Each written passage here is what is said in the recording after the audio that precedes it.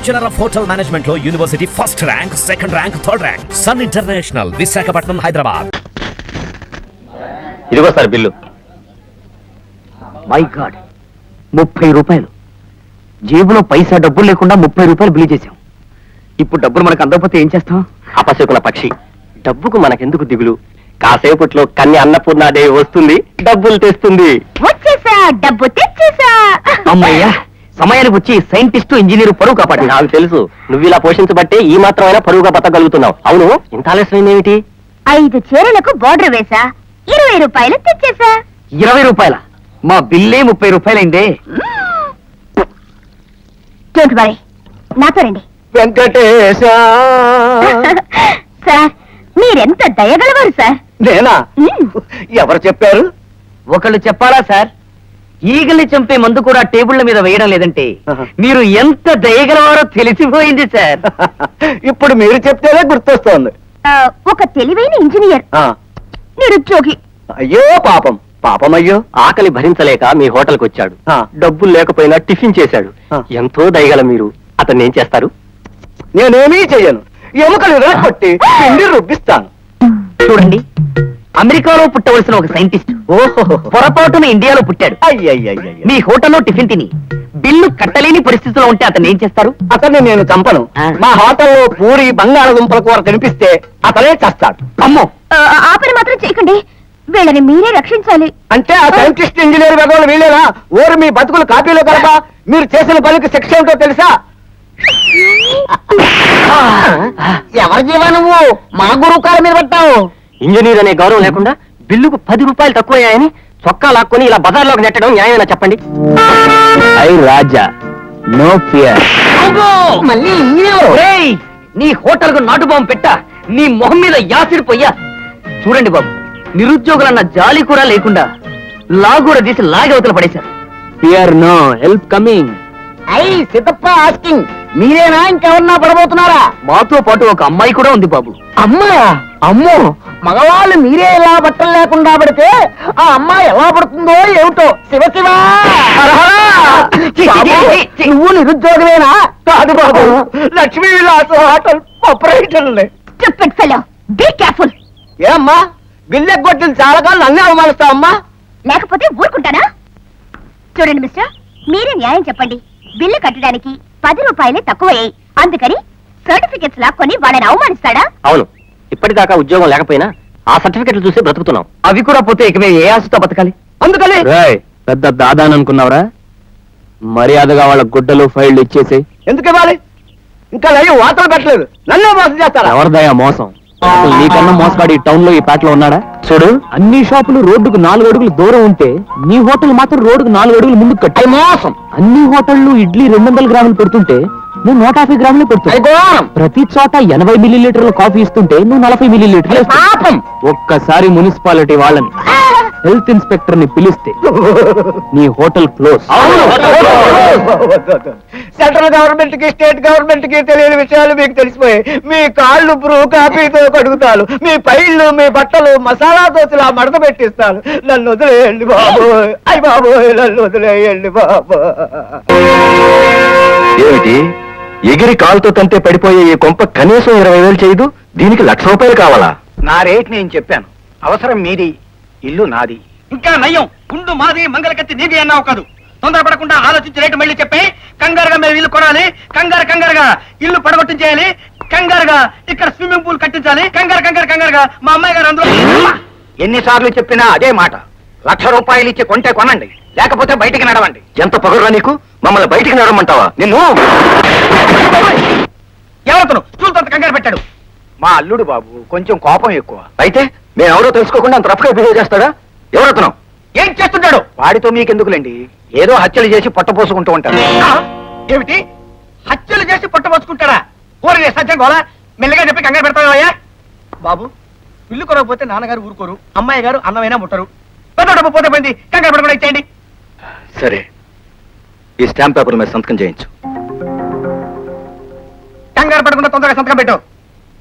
నువ్వు అడిగినట్టే మొత్తం డబ్బు నీకు ముట్టిందిగా, ఇక వెంటనే ఇల్లు ఖాళీ చేసి వెళ్ళు. ఇదో బాబు నీ డబ్బు. Thank you master. నా లక్ష్య సాధనకు కావాల్సిన డబ్బు ప్రియాంక దగ్గర సంపాదించాలని రెచ్చగొట్టాను. వాళ్ళని స్థలం డబుల్ రేటు కొనేటట్టు చేశాను. త్వరలోనే 10,000 వడ్డీతో సహాయం చేస్తాను. నా దగ్గర ఎంతో మంది చదువుకున్నారు. వాళ్ళంతా లక్షాధికారులే అయ్యారో ఆఫీసర్లే అయ్యారో నాకు తెలియదు, కానీ నేనే సహాయం చేయకపోయినా, చదువు లేకపోయినా నీ తెలివితేటలతో నన్ను ఆదుకున్నావు. ఈ తెలివితేటలే నిన్ను గొప్పవాణ్ణి చేస్తాయి. కంగ్రాచులేషన్స్ రాజా. నువ్వు తిప్పపోయే వ్యాపార చక్రానికి సుదర్శన్ రావు ప్రియాంకల అహం మీదే దెబ్బ కొట్టి నీ తొలి పెట్టుబడి సంపాదించావు. ఈ విజయం జీవితంలో నీకు ప్రతిక్షణం ఎదురు కావాలి. హిందూ, పెట్టుబడి దొరికింది, ఇప్పుడు ఏదో వ్యాపారం ప్రారంభించాలి. ఏ ఆఫీసు, ఒక చెక్క బెంచి, ఒక చెక్క కుర్చీ, ఒక సెకండ్ హ్యాండ్ ఫోను, ఆగలేక తిరుగుతూ తిరగలేక ఆగుతూ ఉన్న ఒక అనాథ ఫ్యాను. ఆఫీసే ఇంత అనారోగ్యంగా ఉంటే ఇక మనం చేయబోయే బిజినెస్ ఏమిటో చెప్పునాయనా? తలుచుకుంటే చేయలేని పని అంటూ ఏమీ లేదు. అట్లాగా బిజినెస్ అంటే అంత చీప్ గా ఉందా నాయనా? తెలివి, పెట్టుబడి, అదృష్టం అన్నీ ఉండాలి. ఇవేవీ లేకుండా ఏ చిత్రం పెట్టి ఏ చిత్ర వ్యాపారం చేస్తావు నాయనా? ప్రపంచంలో పనికిరాందంటూ ఏదీ లేదు కేశవ్. ఎరువుతో గోబర్ గ్యాస్ తయారు చేస్తున్నారు తెలుసా? వేస్ట్ పేపర్ గుజ్జుతో ప్యాడ్స్ తయారు చేస్తున్నారు. తౌడ్ నుంచి నూనె తీసే ఫ్యాక్టరీ ప్రారంభించారు. ఆలోచిస్తే మనం ఏదో ఒకటి చేయొచ్చు. ఏం చేద్దావో నువ్వే చెప్పు రాజన్. మీకు చదువు ఉంది, నాకు కామన్ సెన్స్ ఉంది. కలిసి కృషి చేద్దాం, కలిసే ఫలితం పంచుకుందాం. దానికి ప్రారంభంగా నేను మీకు ఇచ్చే మొదటి ఫలితం ఇది. అంటే నువ్వు నాకు ఉద్యోగం ఇస్తున్నావా బాబు? మీకు ఉత్సాహం కల్పిస్తున్నాను. ఇది నువ్వు మాకిచ్చే జీతమా? కాదు, మీ మీద మీకు కలిగించే నమ్మకం. నాకు PhD పట్టా ఉంది తెలుసా? కానీ అది ఉపయోగించుకోవడం నీకు తెలీదు. అది నీకు తెలుసా? నువ్వు ప్రీచర్వా టీచర్వా బాబు? నువ్వు నేను అందరం మామూలు క్రీచర్స్మే. అది నువ్వు గుర్తుపెట్టుకో. నేను ఒక డాక్టరేట్ అని గుర్తుంచుకో. తల వంచి నీ దగ్గర ఉద్యోగం చేసే బదులు ఆత్మహత్య చేసుకుంటాను. Good bye. పో పో, నువ్వు బాగుపడవు. నీ ఆవేశానికి మేము అండగా ఉంటాం రాజా.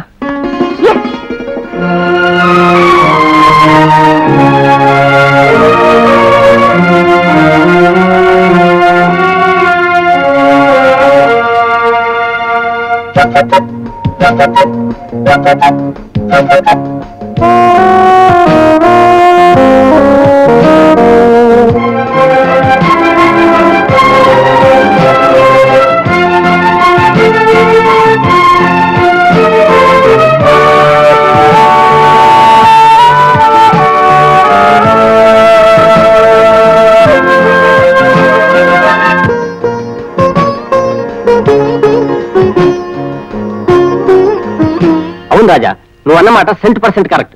ఈ వేస్ట్ ఆయిల్ శుద్ధి చేస్తే ఆటోమొబైల్ స్పేర్ పార్ట్స్ క్లీనింగ్ కి ఈ ప్రోడక్ట్ చాలా ఉపయోగపడుతుంది. అయితే నేను ఇమీడియట్ గా లైసెన్సింగ్ ఆఫీసర్ తో మాట్లాడి బ్యాంక్స్ వాళ్ళతో కరెస్పాండ్ చేస్తాను. నమస్కారం సార్, నేను ఒక సైంటిస్ట్ ని.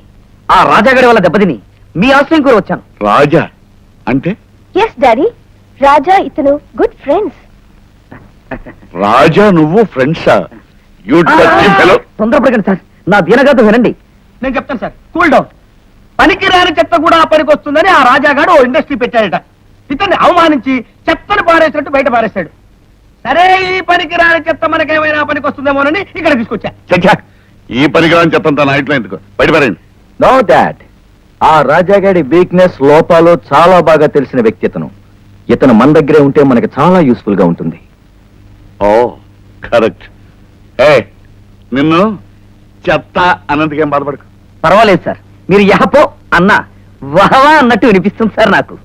Okay okay. చూడు, ఆ రాజాగాడి కంతలన్నీ వెతికి మాకు తెలియపరిస్తే నువ్వు సైంటిస్ట్ గనక నల్ల చెరువులో నీకు పెద్ద లాబొరేటరీ కట్టిస్తాను. ఒకవేళ మా కంతలన్నీ వెతికి ఆ రాజాగాడికి తెలియపరిస్తే అక్కడే నీకు పెద్ద గోరి కట్టిస్తాను. Be careful.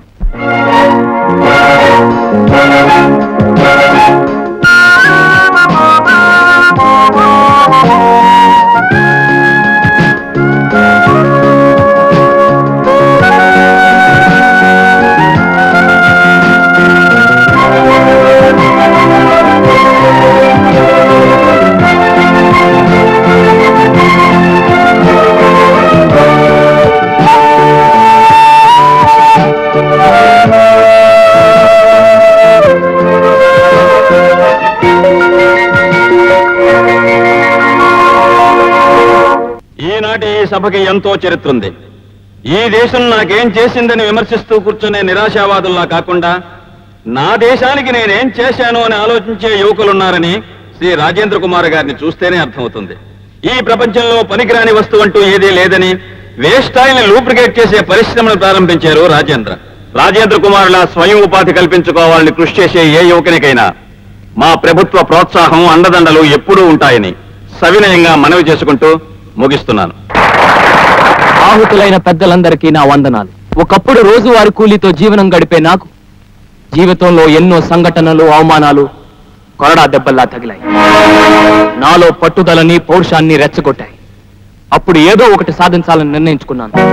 ఏం సాధించాలి, ఎలా సాధించాలి, ఏ విధంగా ముందడుగు వేయాలి, ఈ ప్రశ్నలతో అయోమయ పరిస్థితిలో నేనున్నప్పుడు ఓ మహానుభావురాలు నా వెన్ను తట్టి ప్రోత్సహించారు.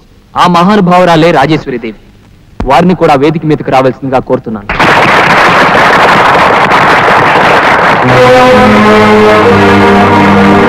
అలాగే నేను అడగగానే ప్రారంభోత్సవానికి వచ్చిన ఇండస్ట్రియల్ మినిస్టర్ గారు మా మొట్టమొదటి ప్రోడక్ట్ ని ఒక తెలుగు ఆడబడిచి కమ్మితే మాకు శుభప్రదంగా ఉంటుంది.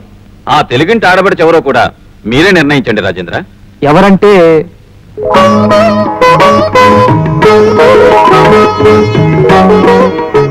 పొందునప్పు బొమ్మలా కూర్చున్నారే మీరే.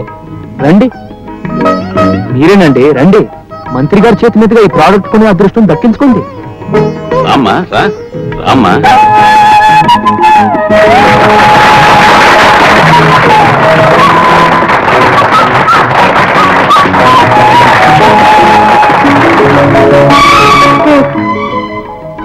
అవును, మీ నాన్న ఫంక్షన్ కి రాలేదే? ఆయనకి తలకు మించిన పనులున్నాయి. పాపం, మీ నాన్న ఎప్పుడు తలకు మించిన పనులే చేస్తాడు.